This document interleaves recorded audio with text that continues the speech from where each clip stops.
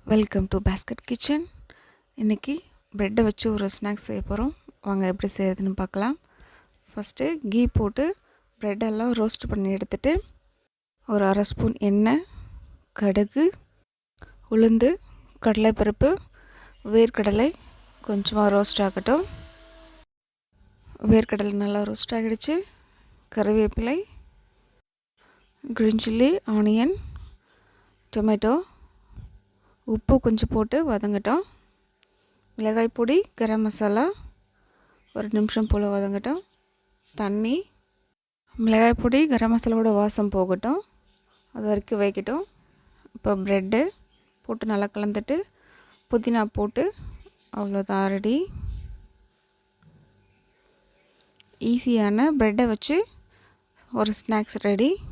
Thanks for வாட்சிங்.